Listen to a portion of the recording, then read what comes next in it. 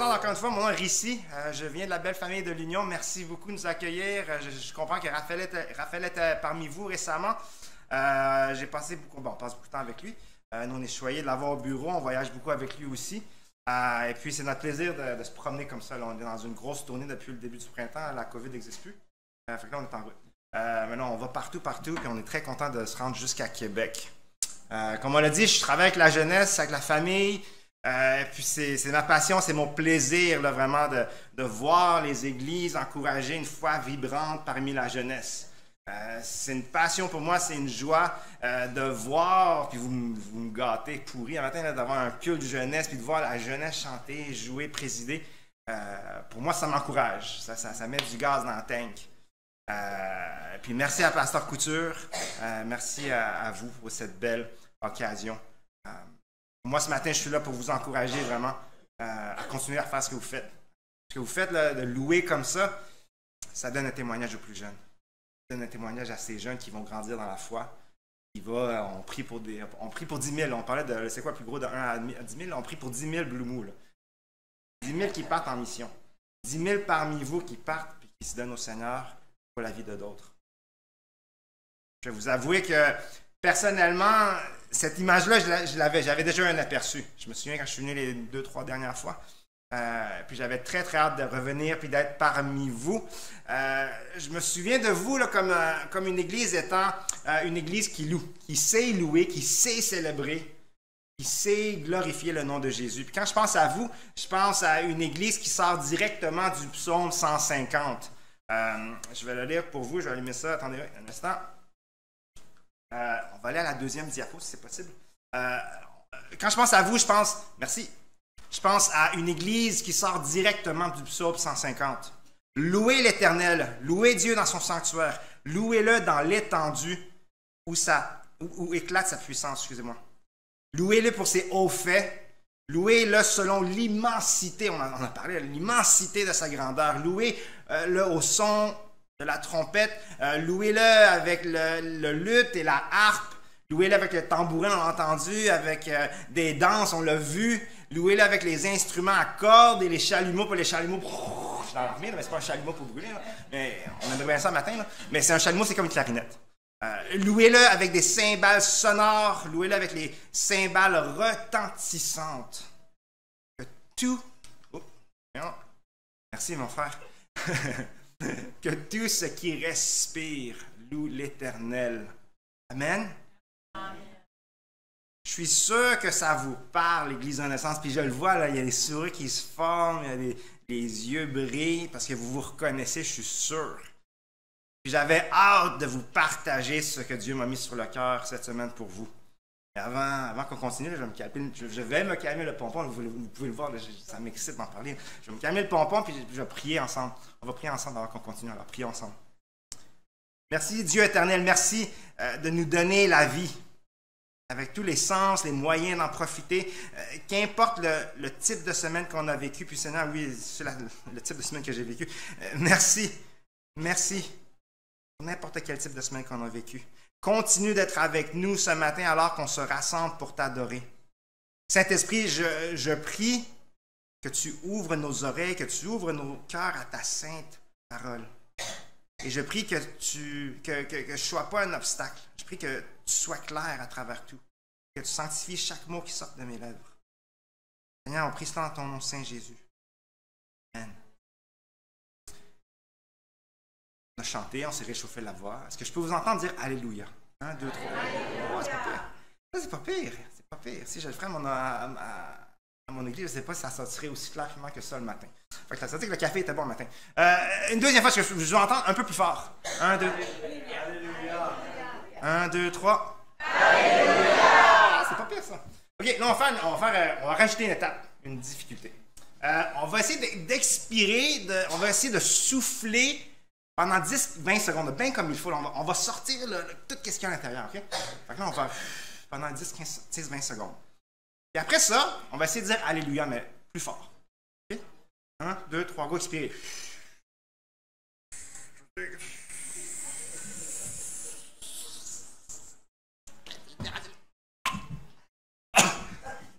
Tu peux pas? Tu peux pas. C'est dur, hein? C'est quasi impossible. C'est quasi impossible. On a besoin de l'air dans nos poumons. J'ai des amis médecins qui me l'ont confirmé cette semaine. J'ai dit, si ça serait possible d'expirer 100% de l'air dans nos poumons, est-ce qu'on pourrait dire Alléluia? Est-ce que ça serait possible? Ils m'ont dit, ben Rici, premièrement, non seulement tu serais mort, mais admettons que tu es capable d'expirer 100% de l'air de tes poumons, puis tu serais encore vivant, ça serait impossible, juste impossible, de dire quoi que ce soit. Même un Alléluia, même un petit Alléluia. Ce serait impossible. Je suis convaincu que Dieu connaît le corps humain de fond en comble. C'est pas juste le créateur de l'univers, c'est pas juste le Dieu de toute la terre, mais c'est aussi le biologiste en chef de l'univers entier. Oubliez la NASA, là. C'est le biologiste en chef de tout l'univers. Il connaît le corps humain de fond en comble. Alors que tout ce qui respire loue l'Éternel, louez-le. Il savait de quoi il parlait. Il savait ce qu'il avait fait. Remarquez ici que le mot en hébreu pour louer, c'est le mot d'où provient le mot Alléluia. C'est pour ça que je vous ai demandé de dire le mot Alléluia. Quand on regarde la racine du mot, l'étymologie du mot louer, c'est de là qu'on a le mot Alléluia. Et la signification de Alléluia, c'est de glorifier, c'est de célébrer Dieu pour sa bonté, pour ce qu'il a fait pour nous. C'est vraiment ça. C'est de dire, merci Seigneur pour ça.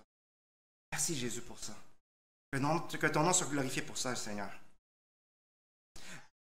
Dieu, le biologiste en chef de l'univers, savait que sans air dans nos poumons, on ne pourrait pas. On serait incapable de louer. À plusieurs niveaux même, on en parler un petit peu. On ne pouvait pas accomplir son dessein dans notre vie. Créer, préparer. Glorifié. Alors, dans son plan parfait, Dieu a insufflé la vie en nous. Insufflé la vie. On le lit dans la Genèse, alors que Dieu a soufflé la vie dans qui? Les premiers humains, Adam et Ève. L'Éternel Dieu forma l'homme de la poussière de la terre. Il souffla dans ses narines un souffle. L'homme devint un être vivant. Alors, dès le début, le premier humain vivait par et pour en même temps Dieu.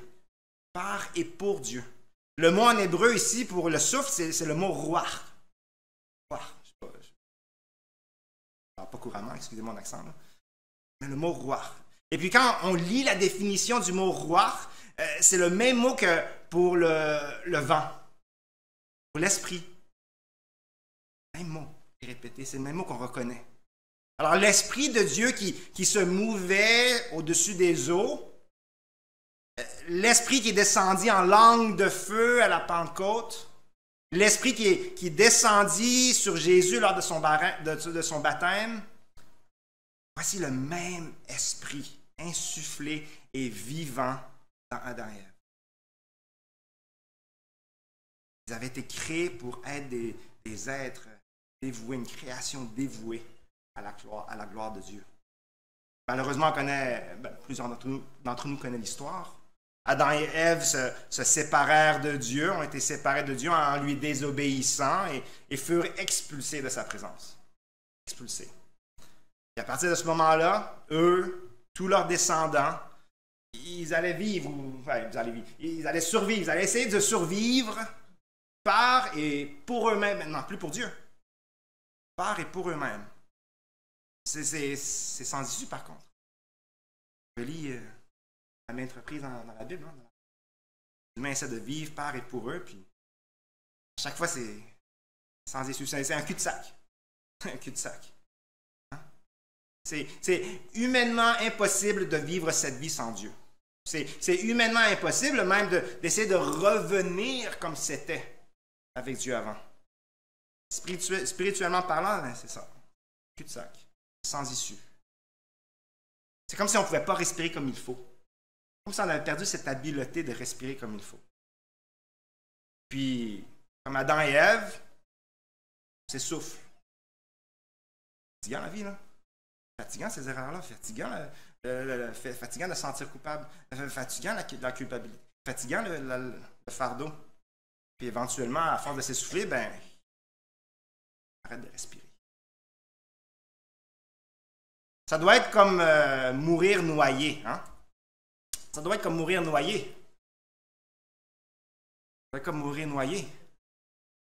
Ça, je pense qu'il devrait avoir cette culture-là là, devant, à la place d'avoir des fontaines là, devant chez nous. Là. On devrait tous avoir ça devant chez nous, juste pour se rappeler là, qu'on a besoin de Dieu. Sinon, on meurt comme noyé. C'est comme...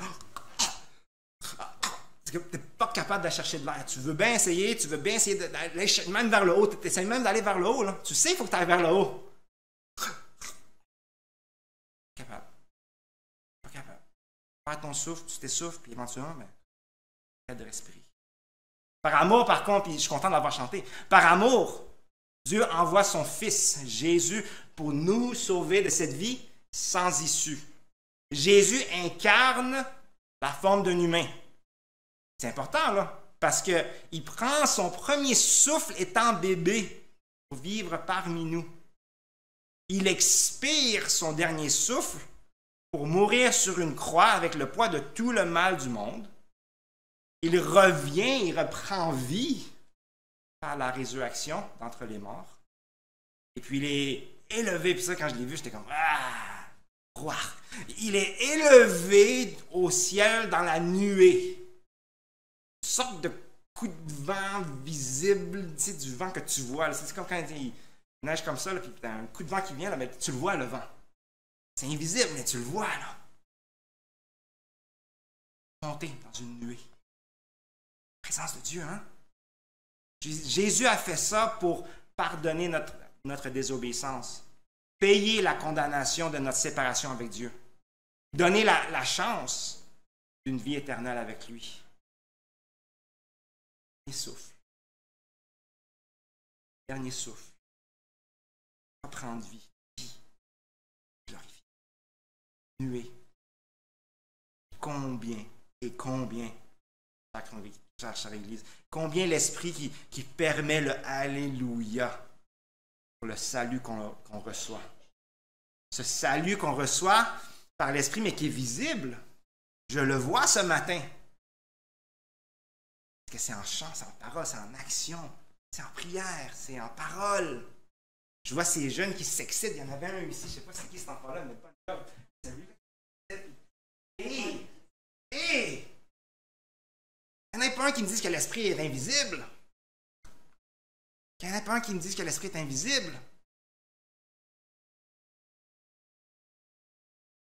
Quand on regarde le Psaume 150, il y a quelque chose d'intéressant aussi. On remarque toutes ces choses qui doivent être remplies. Il y a genre des contenants, des choses, des endroits, des instruments. Hein? Il y a le sanctuaire qui doit être rempli. Il y a l'étendue. L'étendue qui doit être remplie. La trompette, le chalumeau. Encore plus marquant, juste dans 6 versets, ils disent 13 fois « louer ». Je suis parent, j'ai 3 gars, là, mon fils a 11 ans. Ils répétaient, je comprends ça. Répéter, ça fait partie de la vie de tout. Commencez ça, faites ça, commencez ça, faites ça. J'aime aussi bien enregistrer ma voix, puis juste ça. Mais dans 6 versets, ils disent 13 fois « louer ». C'est une raison. Pour les Hébreux, la répétition, c'était clé. On n'est pas les premiers là, à être les maîtres de la répétition. Là. Probablement, ils étaient beaucoup plus expérimentés que nous. Quand ils répétaient, c'est parce que c'était important. Quand ils répétaient, c'est parce que ça valait la peine. Quand ils répétaient, c'est parce que, louer Dieu, en fait, frères et sœurs, c'est pas une option. Là. C'est pas, un matin, je me lève, ok, bon, ce matin, je vais manger des œufs, option, brouillé. Je vais manger des toasts, option, bien brûlé. Je vais mettre quoi sur mes toasts? Option, margarine. Non. Tu te lèves, tu respires. Pas d'option. Tu loues. Tu vas louer parce que tu respires. Le Saint-Esprit est en toi. Tu peux juste que louer. On ne peut pas le cacher non plus. Ça va être visible d'une manière ou d'une autre. Et puis quand c'est pas visible, quelque chose d'autre qui sort. C'est pas juste l'annulement de la louange, là. Ce qui est visible, c'est un malaise. Un chrétien qui sait qu'il doit louer et qui ne loue pas, des fois il se sent mal. Il se comporte différemment. C'est visible d'une manière ou d'une autre. C'est pas une option. Le pasteur américain Jeff Vanderstelt nous rappelle que Jésus ne nous a pas donné le salut juste pour quelques heures de piété le dimanche. Hein? On n'est pas juste sauvé pour quelques heures le dimanche. Sinon, pourquoi envoyer son fils mourir sur une croix? Il y a d'autres moyens. Il y a d'autres moyens d'inviter les gens à avoir une piété pendant quelques heures, pendant une journée. Si tu veux qu'une vie soit transformée, prends une pour le tout. On prend une vie pour transformer toutes les vies. C'est Jésus. Alors, Jésus nous donne le salut, nous donne une nouvelle vie, parce qu'il veut qu'on donne tout. Parce que la façon que Jésus s'est sacrifié, Philippiens 2, c'est tout donner. Il veut qu'on se donne complètement à cette non-option qui est de louer. Jésus veut remplir tous les endroits, Psaume 150, les différents endroits, les différents instruments. Jésus veut remplir tous les endroits avec sa présence. Hein? Que tout ce qui respire loue l'Éternel. Louez l'Éternel. Jésus veut même remplir toutes les alvéoles de votre poumon. Il veut même remplir tous les blocs de votre oreille. Il veut remplir toutes les parties de votre vie. Que ces parties, que ces alvéoles, que ces blocs de temps soient occupés, pleins ou vides, que ce soit complète ou que ce soit manquante, que ce soit rempli de joie ou plein de souffrance, ou que ce soit en abondance ou en besoin. Tout ça, dans toutes ces formes, dans toutes ces conditions. Jésus dit, donne-moi-le. Donne-moi-le. Dans ta souffrance, trouve le moyen de me louer. Prouve-moi, je suis là avec toi. Dans ton abondance, je suis là aussi. Loue-moi. Sachez que Dieu veut absolument tout remplir afin d'en tirer tous les alléluia qu'il peut y avoir. On a fait l'exercice tantôt là, d'expirer toute l'air pendant 10-20 secondes, il restait un petit peu d'air. Imaginez que Dieu dit, non, même ça, là, même le peu que tu as, donne-moi-le. Donne vie. Donne-moi-le. Même le 0,5% d'oxygène qui te reste dans ton corps, là, donne-moi-le. Apprends à mourir à toi-même, que je te donne la vie. Alors, où commencer? Où commencer? Je ne vais pas vous demander, en sortant d'ici, à chaque matin, d'expliquer ça, puis d'essayer ça. Je vous propose Colossiens chapitre 2. Chapitre 2, versets 6 et 7. Ainsi donc, comme vous avez reçu le Seigneur Jésus-Christ, marchez en lui, étant enracinés et fondés en lui, et affermis par la foi d'après les instructions qui vous ont été données, et abondez en action de grâce. Ah, ça serait intéressant. Abondez en action de grâce. Je ne propose pas une traduction ici premier, là, mais... Donc, on est appelé à suivre Jésus et vivre une vie qui le louera à travers trois choses. On peut déceler trois choses ici. La direction, les décisions, avec un S au pluriel, et nos actions. Notre direction, elle part de sa fondation. Des fois, on pense à la direction, puis on pense que c'est très dynamique. Hein? La direction, c'est comme quel genre d'auto que tu as? Ben, moi, j'ai une auto qui ça vaut direction. Ah, toi, tu s'en vas dans quelle direction? Ben, je m'en vais par là. Il y a une implication, il y a un entendu de direction, ça veut dire action. C'est dynamique. Mais ça part de quelque part. Là. Il y a une posture. Il y a une posture. Et puis, la fondation, notre direction, va dans deux sens, en fait. On y pense comme il faut. Hein? Notre direction en tant que chrétien va dans deux directions. Peut-être que vous avez déjà vu ça, vous avez déjà pensé à ça, mais c'est comme un arbre. Ça va dans deux directions, un arbre. vers où les racines vont, vers où les racines vont se développer, mais aussi, par conséquent, vers où l'arbre grandira, puisque ça va porter des fruits. La posture, le passif dans cette direction est important. Ça commence avec une graine. Ça part dans deux directions. Alors, le fondement de notre direction, c'est ce qu'on reçoit de Jésus. Quand quelqu'un te dit où est-ce que tu t'en vas, je me dis, j'ai reçu de Jésus. Je m'en vais où est-ce qu'il s'en va. Il n'y a pas de direction pour nous sans reconnaître ce qu'on a reçu de lui. Alors, enracinons-nous profondément dans ses enseignements. La jeunesse, on va le voir. Hein? On passe plus de temps à défiler ça puis à regarder qu'est-ce qu'il y a sur Instagram, le fil de nouvelles, au lieu de lire la Bible. Ils vont le voir. Hey, t'es enraciné dans ton téléphone, tes doigts sont quasiment un avec ton téléphone. Hey, t'es enraciné profond, là, toi. La prière aussi. La façon qu'on loue. Enracinons-nous dans les enseignements de Jésus. Et sortons-en des bourgeons, hein? Ça va monter. Ça va monter, ça va bourgeonner. Le printemps est là, ce qui paraît, là. Mais ça va bourgeonner. Ça va bourgeonner de grâce par le haut. On en est capable. Pas à cause qu'on le mérite, parce qu'on est bon. Mais on en est capable parce qu'on est prédisposé. Encore une fois, c'est cette posture. Hein, la direction commence par la posture. On est prédisposé, créé pour vivre en intimité avec l'Esprit de Dieu. On était, entre guillemets, un contenant. Là. On était un contenant parfait pour le Saint-Esprit. Pour avoir cette intimité avec lui. Direction. Nos décisions, tous les jours, nous avons à faire des décisions. Hein? Tous les jours, on a besoin d'être affermis par la même foi qu'on avait quand on a accepté le Seigneur. On a besoin d'être affermis avec la même foi quand on a peut-être été baptisé même. Alors une vie de louange grandit à travers des décisions continues d'accepter cette vie insufflée du salut de Jésus.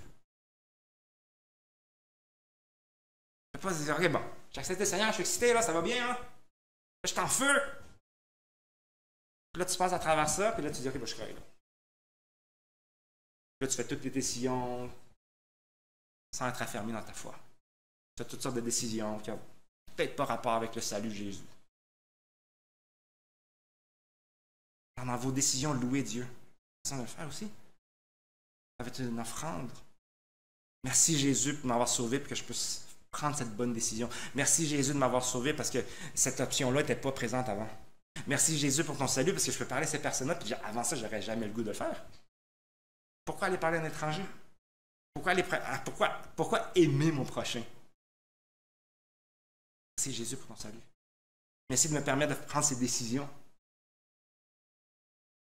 Quand on était nouveau chrétien, moi je me souviens, quand j'ai accepté le Seigneur, ça m'a pris, je me souviens plus combien d'années pour même prendre une goutte d'alcool. J'avais bu beaucoup quand j'étais avant le Seigneur. J'avais comme ce feu en moi, je disais, moi je touche plus l'alcool.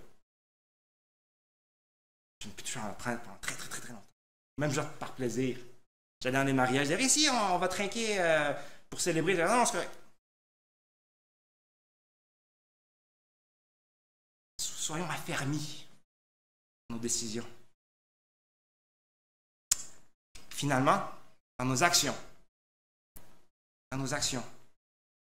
Tout, puis je le mets en majuscule, caractère gras, police de 150.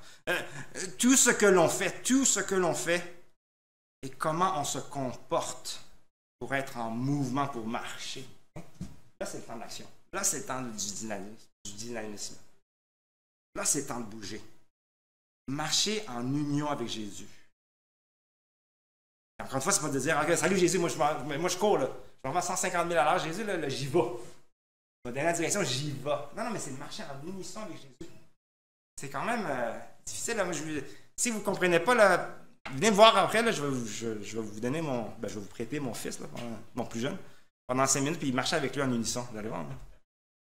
En action, ça prend toute une nouvelle dimension. Là. Et lui, il va vite quand il veut, il va lentement quand il veut, puis il passe en dessous des chaises quand il veut, puis il monte sur les chaises quand il veut, puis... En action, hein? En tout un nouveau sens. Jésus, voilà, parle à ceux-ci. Fais ça. Invite. Donne. Monte dans un morceau de ferraille, puis va à travers l'océan, puis va dans un autre continent. Sens. Action. Tout ce qu'on fait, absolument tout. En renaissance, je vous encourage. Je suis content, là, le matin, je suis là, puis je vois ça. Continuez, je vous encourage à continuer, je vous encourage à trouver même des nouvelles façons. Trouver des nouvelles façons de faire de témoigner d'une vie de louange aux jeunes. Demandez-leur, hey, de quelle façon tu penses qu'on devrait louer Dieu? Qu'est-ce que tu penses qui ferait plaisir à Dieu? Et peut-être que ça va vous surprendre. On a fait de l'exercice à mon église récemment, récemment il y a quelques années, là, quand on avait une grosse jeune enfance. Puis on leur dit, OK, les jeunes, puis ça c'était des jeunes de quoi? C'était des jeunes de 6 à 8. On dit, on chante, on prie, on fait plein d'affaires. De quelle façon est-ce que vous pensez qu'on devrait louer Dieu? Puis quasiment à l'unanimité, ils ont tous lancé, on veut des ballons! Là, c'est comme, je comprends bien le souffle, là, mais souffler des ballons comme ça, là, on va se tuer à souffler des ballons. Fait que là, on s'est dit, bon, on fait des ballons, puis après ça, on s'est rendu compte, en fin de compte, ça fait du sens, hein? C'est une célébration. Pour un enfant, pas de ballon, sa célébration, il en manque un bout. On s'est dit, vous voulez des ballons, on va en mettre des ballons. Là, il n'y en a plus de ballons chez nous. Il n'y en a plus de ballons à l'église parce que là, c'est comme saturation de ballons. Mais demandez-leur aux jeunes. Puis accompagnez-les. C'est ça que je veux voir. Hein? C'est pour ça que ça me passionne ce poste-là, parce que je peux accompagner les églises puis voir qu'est-ce qu'ils font. Puis chaque église va le faire différemment. Puis c'est bien comme ça. Accompagnez-les. Témoignez, ça ressemble à quoi une vie de louange. Et aidez-les à comprendre que c'est pas statique, que c'est pas juste un cadre, puis c'est pas juste un carcan, puis ça reste comme ça, puis ça reste comme ça pour toujours. Accompagnez-les, marchez avec eux pendant qu'eux, ils marchent avec Jésus. C'est-à-dire, on va tasser les obstacles pour toi. Là. On va faciliter le chemin pour toi. Tout ce qu'on peut faire, on va le faire. Ce qu'on veut, puis je sais que vous le voulez, que cette génération vit une vie de louange. Je le sais, je le vois. C'est renouvelé encore, cette conviction-là, ce matin, alors que je vous vois. Je veux voir qu'il y en a qui ne peuvent peut-être pas chanter puis danser, mais il y en a qui sont là puis ils tapent des mains. Continue de faire ça. Continue de faire ça. Prions ensemble pour terminer. Père éternel, merci. Merci pour le salut que tu nous donnes en ton Fils Jésus. Saint-Esprit, nous prions que la direction de notre vie soit droite et que tous les 7 jours de notre semaine, et pas juste quelques heures le dimanche, mais tous les 7 jours de notre semaine soient remplis de décisions et actions qui feront la renommée de ton nom, Jésus. En ton nom, nous prions. Amen.